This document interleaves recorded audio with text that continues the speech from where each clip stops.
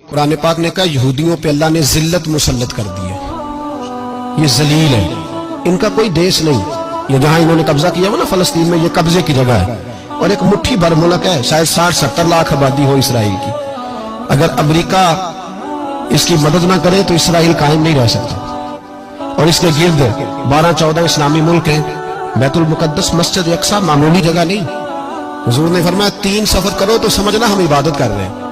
کون کون سے؟ فرمایا اگر بیت اللہ جاؤ تو عبادت سمجھ کے جانا، مسجد نبوی کی طرف جاؤ تو عبادت ہے، اور مسجد اقصی کی طرف جاؤ تو یہ بھی عبادت ہے۔ اور فرمایا مسجد اقصی میں جس نے ایک نماز پڑھی اسے 25,000 نمازوں کا ثواب ملے گا۔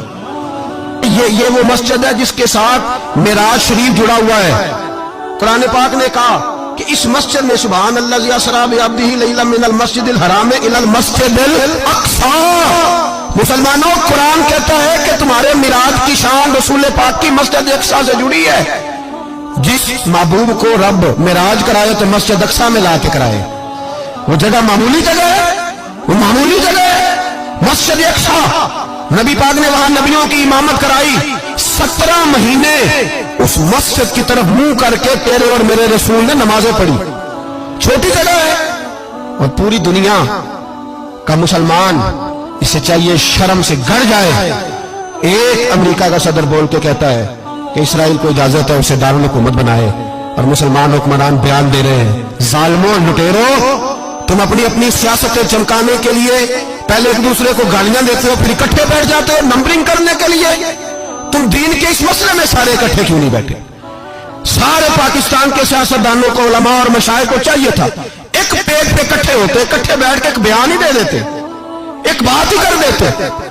پھر میرا سلوٹ ہے ترکی کے صدر کو، پھر میرا سلوٹ ہے ترکی کے صدر کو۔ عجیب بات ہے نا کہ اس کے پاس ایٹمی طاقت آپ سے کمزور ہے، آپ کی تگڑی ہے۔ اس کے پاس جو فوجی طاقتیں ہیں وہ اپنی جگہ پر آپ کی فوجی طاقتوں کا لوہا مانتی ہے دنیا، لیکن پھر مجھے کہنے دو نا، میدان میں بندہ ایٹمی طاقت سے نہیں لڑتا، ایمان کی قوت سے لڑتا ہے۔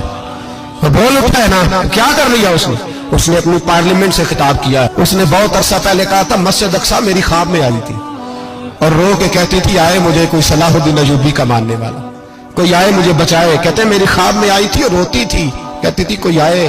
اور ایک شاعر نے کہا ہے مسجد اقصی نبی پاک کو بھی بلاتی ہے، کہتی ہے ایک بار پھر طیبہ فلسطین میں آ، راستہ دیکھتی ہے پھر مسجد اقصی تیرا، ایک بار پھر سے طیبہ سے فلسطین میں آ، راستہ دیکھتی ہے پھر مسجد اقصی تیرا۔